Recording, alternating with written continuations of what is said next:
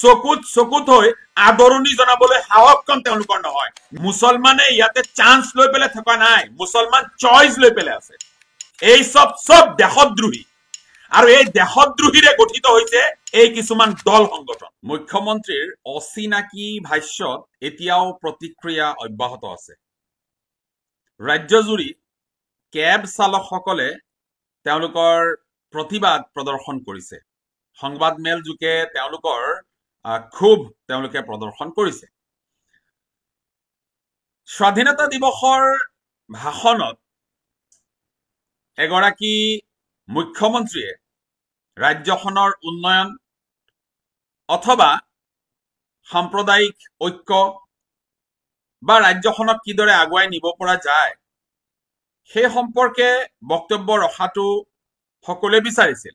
কিন্তু তেওঁৰ বক্তব্যত আমি দেখিবলৈ পালো যে তেওঁ যে চৰম হতাশাগ্ৰস্ত হৈছে বা চৰম হতাশাত তেওঁ ভুগিছে তাৰে স্পষ্ট প্ৰতিফলন তেওঁৰ বক্তব্যত প্ৰকাশ পালে।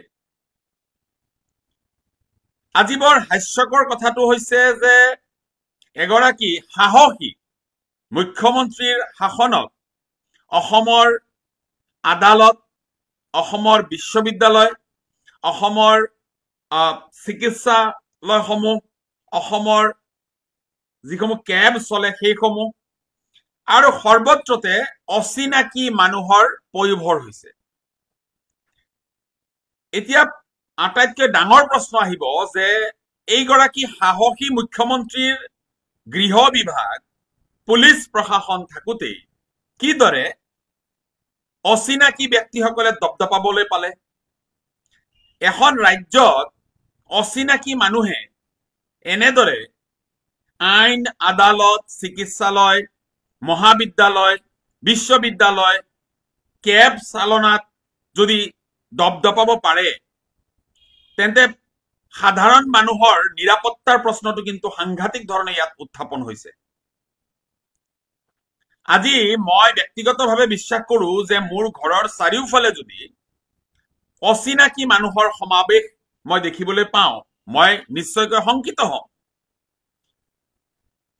এতিয়া গোটেই ৰাজ্যখনত যদি এনেদৰে অচিনাকি মানুহৰ সমাৱেশ, অচিনাকি মানুহৰ দপদপনি বাঢ়িছে তেন্তে সাহসী মুখ্যমন্ত্ৰী গৰাকীক এই কথা বতৰাই জানো প্ৰত্যাহ্বান জনোৱা নাই?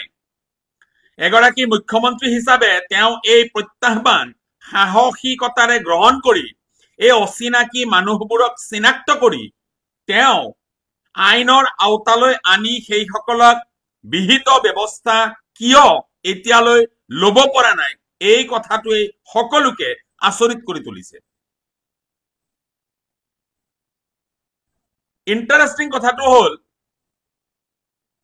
যে আৰু কেইদিনমান পিছত উইকিপিডিয়া অথবা গুগলত যেতিয়া আপুনি সাৰ্চ কৰিব যে বিশ্বৰ আটাইতকৈ বয়োজ্যেষ্ঠ ছাত্ৰ নেতাজনৰ নাম কি, সেই নামটো কোনোবা অসমৰে এগৰাকী ছাত্ৰ নেতাৰ নাম তাত লিপিবদ্ধ হবলৈ গৈ আছে। আৰু সেই ছাত্ৰ নেতাগৰাকীয়ে আজীৱন ছাত্ৰ নেতাৰ মালা ডিঙিত লৈ যিগৰাকীয়ে নেতৃত্ব বহন কৰি আছে সেইগৰাকী বয়োজ্যেষ্ঠ ছাত্ৰ নেতাই 10 বছৰ মূৰে মূৰে, প্ৰতি 10 বছৰ মূৰে মূৰে তেওঁ এটা শ্লোগান দিয়ে যে আৰু 10 বছৰ পিছত অসম এখন ইছলামিক ৰাষ্ট্ৰ হ'ব। অতি সম্প্ৰতি তেওঁ এই মন্তব্য আকৌ কৰিলে আৰু এনে মন্তব্য কৰা তেওঁ আজি প্ৰায় 30 বছৰ মান পূৰ্বেও তেওঁ এনে মন্তব্যই কৰিছিল। তাৰ পেপাৰ কাটিং আমাৰ তাত আছে।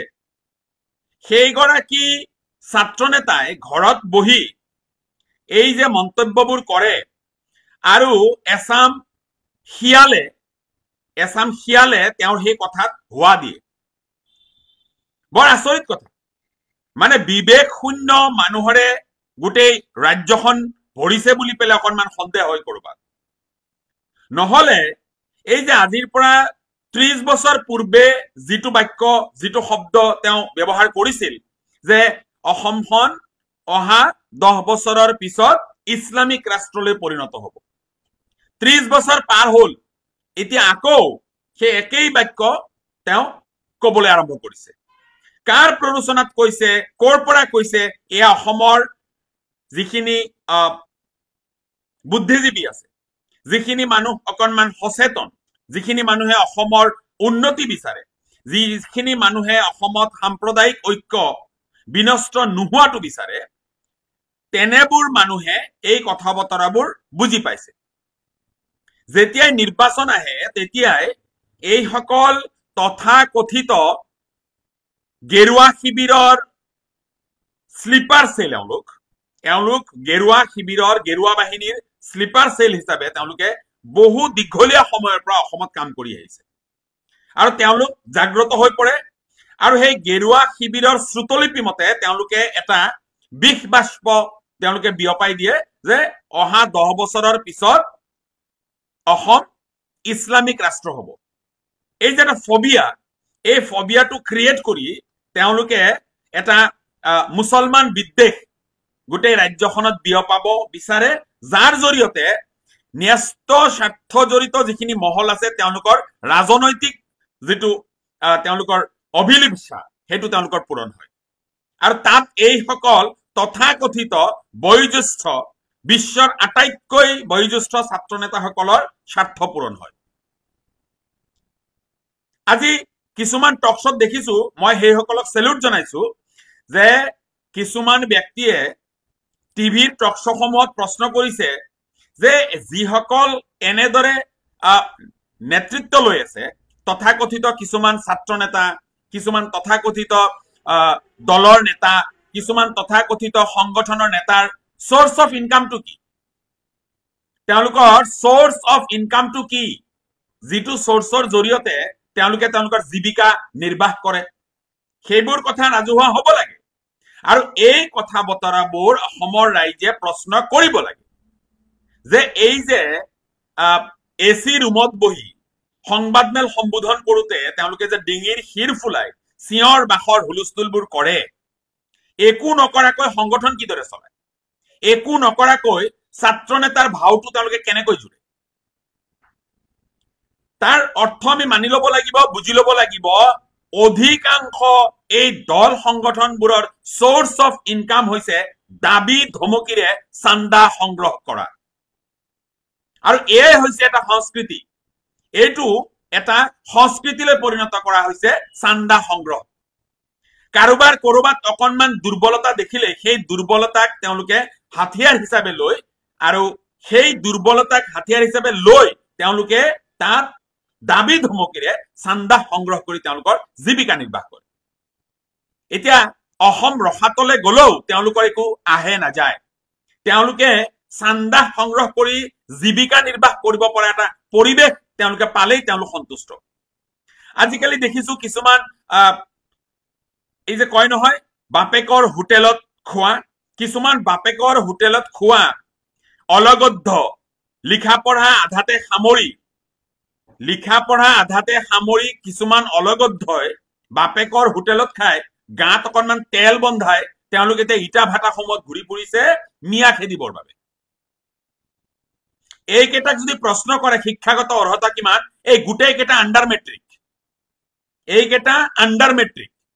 উঠ টিপিলে গাখীৰ ওলাব ইহঁতৰ, ইহঁত ইমানে অসভ্য, ইহঁত ইমানে অভদ্ৰ আৰু ইহঁত ইমানে অসংস্কাৰী ঘৰৰ ল'ৰা যে ইহঁতে তালৈ গৈ মানুহক তই মই ব্যৱহাৰ কৰি তাত তেওঁলোকে ভাবুকি দিয়ে মোবাইল চাই যে ইমান বজাৰ ভিতৰত তহঁত ইয়াৰ পৰা যাবি, যেন সেই গোটেই অঞ্চলৰ ঠিকাদাৰ, গোটেই অঞ্চলৰ মালিক তেওঁলোক।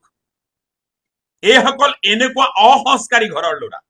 মই আচৰিত হৈছো এই যে যিসকল এই দৈত্য সদৃশ কিম্ভূত কিমাকাৰ চেহেৰাৰ এই যিকেইটা অলগদ্ধ আধাতে পঢ়া সাং কৰা এইসকল উঠ টিপিলে গাখীৰ ওলোৱা বাপেকৰ হোটেলত খোৱা এইসকল অসভ্য, যিটো ঘৰৰ পৰা ওলাই আহি এইদৰে ভাবুকি দি ফুৰে, এইসকলৰ পিতৃ মাতৃয়ে এই ভিডিঅ'বোৰ নেদেখে নেকি?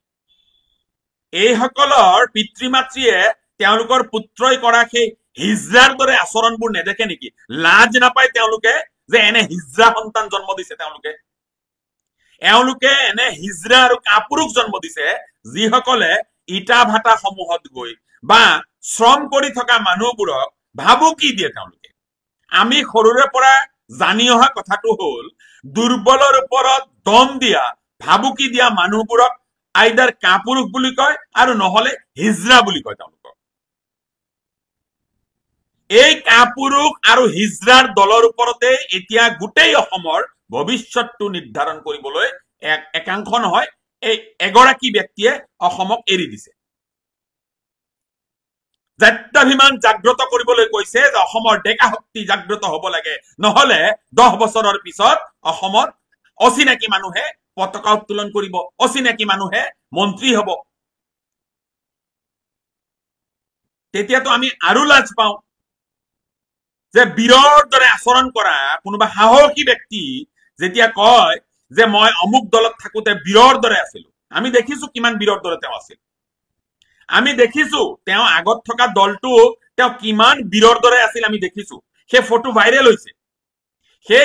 ভাইৰেল হৈছে আৰু এতিয়াও যেতিয়া অসমৰ কোনোবা নেতাই দিল্লীৱালা নেতাৰ সন্মুখত নিজৰ মেৰুদণ্ড পোন কৰি থাকিব নোৱাৰে সেইসকলে যেতিয়া কয় যে আমি ৰজাৰ দৰে আছিলো তেতিয়া আমি লাজ পাওঁ বৰ আচৰিত কথা আপুনি দেখিছেনে যেতিয়া দিল্লীৰ পৰা মোদী অথবা শাহ অসমলৈ আহে এয়াৰপৰ্টত যিসকলে আদৰণি জনাবলৈ যায় তেওঁলোকৰ মেৰুদণ্ডটো ভাঁজ হৈ থাকে তেওঁলোকে মেৰুদণ্ড পোন কৰি চকুত হৈ কথা কবৰ সাহস চকুত হৈ আদৰণি জনাবলৈ সাহস কম তেওঁলোকৰ নহয় মেৰুদণ্ড ভাঁজ হৈ পেলে তেওঁলোকক আদৰণি জনায় আৰু ভাবক এইসকলে ৰাইজৰ আগত টিভি কেমেৰাৰ আগত আহি চিঞৰ বাখৰ কৰি কয় যে আমি ৰজাৰ দৰে আছিলো এই ফটোটো ভাইৰেল হৈছে ফটোটো মিছা কথা নকয় এতিয়া এইসকলে কব যে এইবোৰ ফটো এআই টেকনিকত বনোৱা হৈছে নাই ভিডিঅ' আছে য'ত এই যিসকলে ৰজাৰ দৰে আছিলো আজিও ৰজাৰ দৰে আছো বুলি চিঞৰ বাখৰ কৰি আছে সেইসকলক কৈছো সেইসকলে আগতো ভৃত্যৰ দৰে আছিল আজিও ভৃত্যৰ দৰে আছে তেওঁলোকৰ এই মেৰুদণ্ড ভাঁজ কৰা ফটোবোৰ দেখিলে আমাৰ অত্যন্ত লাজ লাগে আমি অত্যন্ত লজ্জিত হওঁ অসমীয়া হিচাপে কবলৈ যে অসমৰ নেতা এইসকল যিসকলে দিল্লীৱালা নেতাৰ সন্মুখত নিজৰ মেৰুদণ্ড পোন কৰি থিয় হৈ থাকিব নোৱাৰে সেইকণ সাহস যিসকলৰ নাই সেইসকলে এই গোলাম ভৃত্যসকলৰ ওচৰত যিসকলে আত্মসমৰ্পণ কৰিবৰ কাৰণে গোটেই অসমখনক এৰি দিছে সেইসকলে অসমৰ কি উন্নতিৰ কথা চিন্তা কৰিব আজি লাজ লগা কথাটো হৈছে গোটেই অসমত কেৱল হিন্দু মুছলমানৰ ৰাজনীতি অসমত উন্নয়নৰ কথা নাই আৰে কেনেকৈ থাকিব অসমত উন্নয়নৰ কথা য'ত অসমত গোটেই অসমখনৰ দায়িত্ব লৈছে এতিয়া গৰু চুৰে গোটেই অসমখনৰ দায়িত্ব লৈছে এতিয়া মাটি চুৰে গোটেই অসমখনৰ দায়িত্ব লৈছে এতিয়া সিন্ডিকেটৰ খলনায়কসকলে গেৰুৱা শিবিৰত থকা আগৰ যিসকল ব্যক্তি আছিল সেইসকল ব্যক্তি এতিয়া নিচিন্ন হৈ গল এতিয়া গোটেই গেৰুৱা শিবিৰটোক হাইজেক কৰিছে একাংশ গৰু চুৰ একাংশ মাটি চুৰ একাংশ সিন্ডিকেটৰ খলনায়কে এতিয়াতো মোৰ লাজ লাগে এতিয়া মোৰ পুতৌ জন্মে সেইসকল গেৰুৱা শিবিৰৰ ব্যক্তিলৈ যিসকলে গেৰুৱাবাদ প্ৰতিষ্ঠাৰ বাবে অসমত চেষ্টা কৰিছিল সেইসকল এতিয়া নাপাত্তা হৈ গল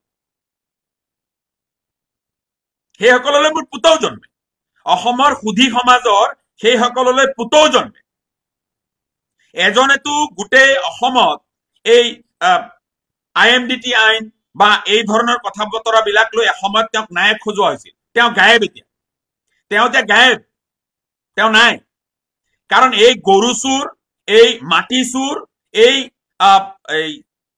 সিন্ডিকেটৰ খলনায়কৰ উৎপাতত সেই নায়কসকল এতিয়া এই অসমৰ পটভূমিৰ পৰা প্ৰস্থান কৰিবলৈ তেওঁলোক বাধ্য এনেদৰে অসম চলিছে আৰু ইমান অন্ধভক্ত বাঢ়িছে অসমত বৰ আচৰিত কথা যেতিয়া আমি কথা বতৰাবোৰ কওঁ কাৰোবাৰ হজম নহয় আৰু হজম নোহোৱাটো স্বাভাৱিক কাৰণ কুকুৰৰ ঘিউ হজম নহয় একদম স্বাভাৱিক কথা এটা কৈছো কুকুৰৰ কোনোদিন ঘিউ হজম নহয় গতিকে তেনেকুৱা কিছুমান মানুহ আছে যাৰ ভাল কথাবিলাক হজম নহব মই অতি সম্প্ৰতি দেখিছো 855 জন শহীদৰ পটভূমিত 855 জন শহীদ হোৱা যি পৰিৱেশ আছিল সেই পৰিৱেশৰ পটভূমিত জন্ম লাভ কৰা এটা আঞ্চলিক দলৰ এগৰাকী বিষয়ববীয়া, চৰকাৰ উপাধিৰ এগৰাকী বিষয়ববীয়াই আমি কৰা বক্তব্যসমূহত প্ৰতিক্ৰিয়া প্ৰকাশ কৰি তেওঁ কমেণ্ট কৰিছে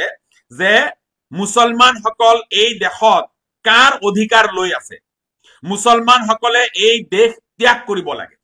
মই সেই গোলাম, সেই কাপুৰুষ, সেই হিজৰাক কৈছো, মুছলমান এই দেশত আছিল, আছে, থাকিব। কাৰো বাপেকৰ সম্পত্তি এইখন অসম নহয়। এইখন অসমত মুছলমানৰ সিমানখিনি অধিকাৰ আছে যিমানখিনি আন জাতি জনগোষ্ঠীৰ আছে। কোনোবাই কলেই মুছলমান ইয়াৰ পৰা খেদি পঠিয়াব পৰাটো সম্ভৱ নহয়। কোনোবাই কলেই মুছলমান ইয়াৰ পৰা গুচি নাযায়। কোনোবাই কয় যে মুছলমানে কি অধিকাৰ লৈ এইখন দেশত আছে। মুছলমানে ইয়াতে চান্স লৈ পেলাই থকা নাই, মুছলমান চইচ লৈ পেলাই আছে। ভাৰতবৰ্ষ বিভাজিত হৈছিল ৰাজনৈতিক কাৰণত, যিসকলে ইতিহাস নাজানে পঢ়ি ল'ব। আৰু কিছুমানে ইতিহাস বিকৃত কৰিবলৈ গৈ কৈছে যে জৱাহৰলাল নেহেৰু প্ৰধানমন্ত্ৰী থকাৰ বাবেই হেনো, দুৰ্বল প্ৰধানমন্ত্ৰী আছিল বাবেই হেনো ভাৰতবৰ্ষ বিভাজিত হৈছিল। সেইসকলৰ অকণমান মগজুৰ শুদ্ধিকৰণৰ প্ৰয়োজন আছে।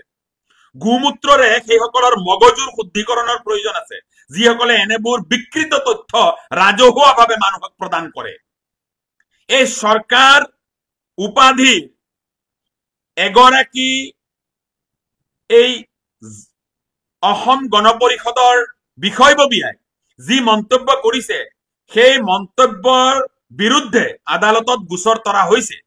তেওঁ কোন? তেওঁক কোনে ঠিকা দিলে মুছলমান ক'ত থাকিব, মুছলমান এই দেশৰ পৰা গুচি যাবলৈ কবলৈ? এই সব দেশদ্ৰোহী। আৰু এই দেশদ্ৰোহীৰে গঠিত হৈছে এই কিছুমান দল সংগঠন। এই সব দেশদ্ৰোহীৰে গঠিত দল সংগঠনবোৰে এতিয়া অসমৰ ঠিকা লৈছে, অসমৰ ভৱিষ্যত দ্ৰষ্টাৰ ভূমিকা লৈছে। অসম এইসকলৰ হাতত আৰু বেছি দিন নাথাকে। অসমত উপযুক্ত মানুহে অসমৰ শাসনভাৰ ল'ব লাগিব। উপযুক্ত মানুহ বিধানসভালৈ যাব লাগিব। উপযুক্ত মানুহ সংসদলৈ যাব লাগিব। তেতিয়াহে অসমৰ ভৱিষ্যত সুৰক্ষিত হ'ব, অসমৰ সাম্প্ৰদায়িক ঐক্য সুৰক্ষিত থাকিব। কেৱল হিন্দু মুছলমান কৰি নিজৰ আৰু পৰিয়ালৰ এই সম্পত্তিৰ পৰিমাণ বঢ়াই যাবলৈ যত্ন কৰা কেইজনমান ব্যক্তিৰ হাততে অসমখন এনেদৰে এৰি দিলে এদিন অসমৰ ভৱিষ্যত ধ্বংস হ'ব। অসমীয়াই যদি আজি এই কথাবোৰ বুজি নাপায়, তেতিয়াহ'লে এটা সময়ত কিন্তু অসমীয়াই কান্দিব লাগিব। কাৰণ আজি যিটো পৰিৱেশ সূচনা কৰা হৈছে, এই পৰিৱেশ অসমৰ বাবে কিন্তু শুভ নহয়।